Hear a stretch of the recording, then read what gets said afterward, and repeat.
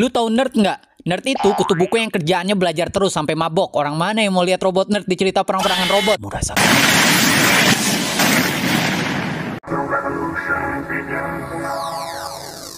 Perhatian, bijaklah dalam menonton tayangan sesuai dengan usia Anda. Oke, terima kasih Soundwave atas peringatannya. Halo Boda, selamat datang di channel Raiden 1. Dan pada video kali ini saya akan mereview figur Studio Series Deluxe Class Perceptor dari film Transformers paling pertama. Bukan yang live action, tapi dari animasi G1. Aduh, anak-anak zaman sekarang taunya live action doang ya. Apa-apa harus live action, enak gua dengernya. Ya walaupun animasi yang saya maksud juga udah outdated sih. Bisa berasa mabuk 7 keliling tuh nonton film yang rame animation errornya. Tapi kali ini saya akan lebih banyak membahas adaptasi figur Studio Series dari salah satu karakternya. Bagi yang belum tahu, line figur Studio Series ini merupakan line official dari Hasbro yang mengincar keakuratan dengan sentuhan yang sesuai dengan audiens modern. Sama halnya seperti figur ini yang memiliki proporsi tubuh yang lebih sigap dibandingkan model animasinya dengan posisi tangan yang lebih rendah. Sejujurnya penampilannya di animasi sudah sesuai dengan karakternya. Perceptor dapat terbilang karakter nerd yang senjata utamanya bukan kekuatan, melainkan kecerdasannya dalam meneliti di balik layar. Perceptor awalnya diremehkan oleh salah satu rekannya karena dianggap cupu, namun jika situasinya genting, Perceptor pun siap untuk mengorbankan diri layaknya prajurit lain. Sisi yang membuatnya menarik terletak di karakternya, tetapi figur ini merubahnya dengan fisik yang lebih layak dalam medan perang. Wajahnya pun terlihat lebih tegas dengan mata yang membulat. Paling tidak tabung mikroskopnya masih menyisakan kesan nerd, tetapi sebagai meriam bahu yang badass. Paling tidak Hasbro dan Takara punya alasan yang bagus untuk menarik lebih banyak pembeli. Kan gak lucu juga kalau lu mau jualan barang cuma bermodalkan karakter yang menarik tapi penampilannya kurang laku. Dalam beberapa kondisi penampilan juga penting. Hey, apalagi buat kaum-kaum yang sering ngeluh mandang fisik. Penampilan kalian masih bisa diperbaiki, kocak. Ya walaupun tidak sekeren gua sih, tapi setidaknya ada usaha kan? Makanya line Studio Series ini juga memberikan Perceptor detail tambahan pada permukaan tubuhnya yang lebih menarik. Apalagi untuk audiens sekarang yang patokan penilaiannya di banyak dikitnya detail. Ya gue juga ogah sih kalau teksturnya polos kayak di kartun, tetapi detail yang diberikan masih memberikan kesan simplistis agar fans tua yang maunya serba akurat nggak kebanyakan ngeluh. Jujur-jujuran aja sih, warna figur ini yang dibuat lebih pucat dari biasanya sudah memberikan daya tarik sendiri dengan desain kartunnya. Seakan figur ini keluar langsung dari animasinya. Apresiasi untuk pihak desainer yang tetap mempertahankan estetikanya supaya tetap konsisten dengan figur lain dari line yang sama, dengan tetap memberikan keunikan pada masing-masing desain nggak kayak animasinya. Jadi kalau jadwal upload saya nggak konsisten, itu artinya referensi G1 ya Boda. Video ini kalau nyampe 50 like, saya lanjut ngonten deh. Sadar nggak sadar, figur ini terbilang besar untuk deluxe class, bahkan bisa menyandingi Voyager kecil seperti MC Season 3. Tapi karena hanya diberi budget deluxe, kuantitas plastiknya juga harus sesuai dengan kelasnya, jadinya ada beberapa bagian yang kopong. Kalau di pergelangan tangan sih normal-normal aja, soalnya nggak terlalu ganggu dan berguna buat artikulasi juga. Walaupun tangannya nggak bisa muter, tapi masih bisa nekuk. Sisanya standar Studio Series lah, kayak Megatron kemarin. Malah figur ini memiliki artikulasi tambahan pada paha yang bisa ditekuk. Ya agak aneh sih, soalnya fungsi utamanya juga buat transport. Yang jadi masalah itu di punggung. Emang sih buat transformasi, tapi masa harus beli add-on dulu biar ada penutupnya? Aduh, ya deluxe class lah ini. Bagian itu juga jarang diliatin sama orang-orang. Kualitas plastiknya masih tebal asli. Dibuat nimpuk pun masih bakal sakit. Bagian lain juga tidak terlihat kopong seperti Netflix Mirage. Samping paha dan kakinya diisi oleh bagian-bagian yang memberikan kesan robotiknya sendiri. Mungkin bagian transformasinya ada yang nganggep kurang, terutama bagi kaum maso yang suka transformasi kompleks.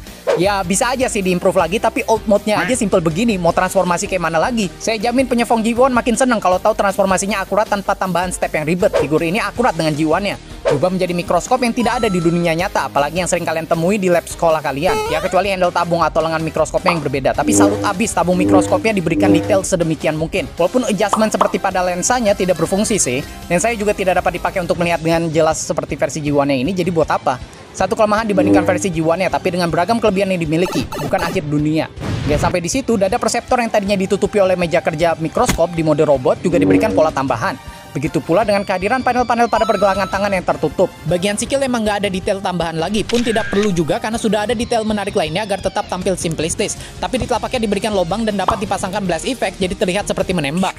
Jelas, efek seperti ini dapat dipasangkan pada mode robot. Masalahnya, Perceptor tidak bisa terbang tanpa jetpack. Terdapat beberapa lubang 5 mm lainnya seperti pada lengan dan kaki yang bisa dipasangkan senjata. Begitu juga di mode mikroskopnya. Jadi mode mikroskopnya ini bakal lebih terlihat seperti battle station dengan senjata. Sayangnya lubang untuk dipasangkan senjata ini tidak sebanyak figur WFC Trilogy seperti Siege. Port 3 mm untuk dipasangkan efek pada tubuhnya juga tidak ada untuk menjaga estetika pada line Studio Series ini. Padahal lebih bagus seperti Siege dulu yang lebih fun. Paling tidak senjatanya yang kelihatan yang merupakan SMG berdasarkan bentuk dan fungsi yang di kartun gak cuma akurat secara bentuk, tapi secara detailing juga gak seboring versi kartunnya, jadi lebih asik. Apalagi tembakan ini masih bisa dipasangkan blast effect. Makin aneh dah tuh, walau meriamnya gak bisa kayak gitu karena ada lensanya. Dipikir-pikir mending lensanya dihilangin buat lubang efek aja gak sih? Bande ngapain aja sih?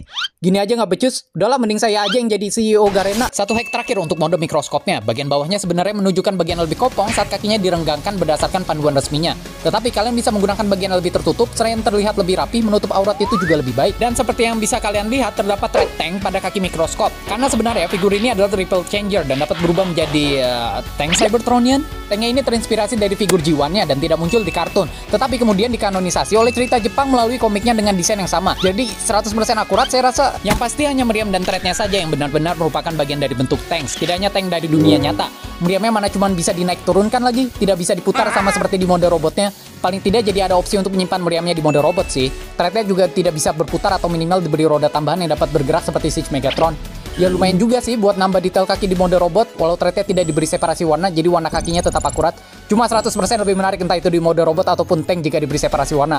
Ini pula kaca buat apa Jir ada di belakang? Pelindung tambahan gitu. Mending ditutup aja nggak sih kalau nggak ada gunanya?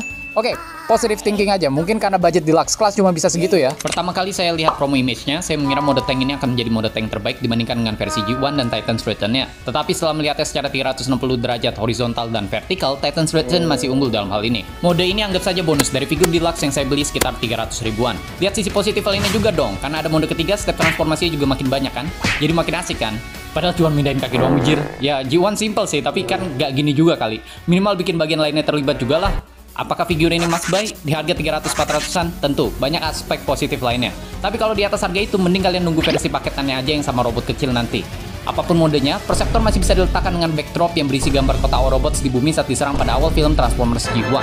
Keluaran baru Studio Series berisikan dua backdrop yang mana backdrop satunya lebih berperan sebagai packaging yang menggantikan blister dalam box. Entah Hasbro sama Takara kesambet apaan sampai alergi blister bahkan untuk penutup boxnya. Jadinya kan bikin figur yang disimpan cepat kotor dan lebih rawan rusak. Kenapa nggak sekalian aja boxnya ditutup full coba? Pelit banget asli. Giliran plastik jendela boxnya dibalikin, gimmick backdrop yang menyesuaikan masing-masing figur khas Studio Seriesnya malah dihilangin. Udah lah gua aja yang megang muntun. Mode tank Perceptor harusnya jadi mode yang atraktif dan menggambarkan sisi lain dari karakter Perceptor. Setidaknya untuk versi G1 di mana memiliki mode robot nerd dan satu old mode cerminan kutu buku. Tapi figur ini justru memiliki mode robot galak, satu old mode yang tetap nerd dan satu mode bilek. Mau gimana pun juga mode ini masih oke lah untuk dipandang kalau nggak dibawa serius. Dengan kata lain, desain asli Perceptor menggambarkan kebanyakan nerd, sedangkan figur ini adalah mimpi basah para kutu buku. Tetapi nggak semua nerd kelihatan cupu. Ada Henry Cavill yang jadi puncak maskulinitas. Lagian walau nggak semua nerd kelihatan sangar, bukan berarti mereka cupu kali. Mereka juga punya kelebihannya sendiri. Yang cupu itu adalah orang-orang yang bisanya cuma ngomong bullshit doang. Lah gua dong.